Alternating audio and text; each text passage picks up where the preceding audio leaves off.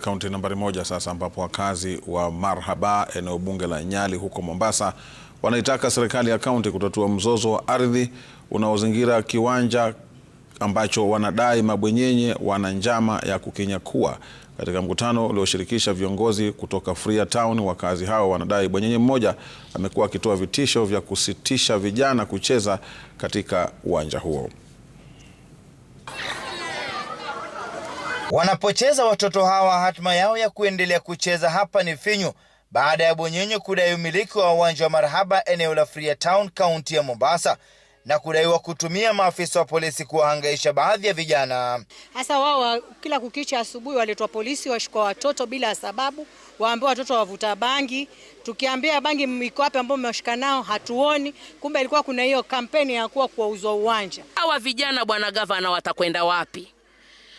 Watakwenda wapi hawa vijana wetu? Je, huu uwanja ukijengwa bwana gavana, hawa mashule ambao wanadepend kwa huu uwanja wawezi kufanya practice zao za PE, bwana gavana watakwenda wapi? Kulingana na wakazi, uwanja huu umekuwepo tangu mwaka 1992. Baadhi ya wazee sasa walikuwa wachezaji na wakufunzi wa timu, kando na kuwa baadhi ya wachezaji wa timu ya taifa wamecheza hapa. Wanasema una uwezo wa kukuza talanta. Kulikuwa na migomba hapa, kulikuwa na vitu vingi vilikuwa viko hapa, hata nyumba za udongo zilikuwa hapa. Tukaanza kufyeka, tuliua nyoka nyingi sana hapa mahali, tukafyeka na vijana wakaanza kucheza boli. Vijana sahi wengine wamekuwa ni wazee kama vile mimi. Sasa haki ya uwanja tupewe, kwa sababu uwanja tulichezea paka tukaacha boli hapa, na kuna wadogo pia wanacheza boli hapa.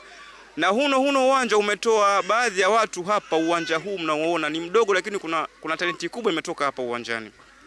Wa kwanza Sharifu alikuwa Bandari, wa pili Mohamed Sharifu wa Harambee Star. Sisi tunapigania, tunataka huu uwanja watoto wafurahi na wao kama tulivyofurahi sisi wazee. Tunkuwa wazee sasa, tuwapiga bati juu, tunkuwa wazee sasa, watoto nao wafurahi.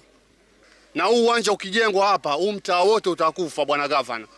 Kwa hivyo twakuomba utumie nguvu zako, na mama pia amekusisitiza mara kwa mara. Hatutaki umwagikaji wa damu katika area yetu hii. Sisi ni watu wa amani, twapenda amani. Wakazi hawa wanasema kamwe hawatokubali uwanja huu kunyakuliwa.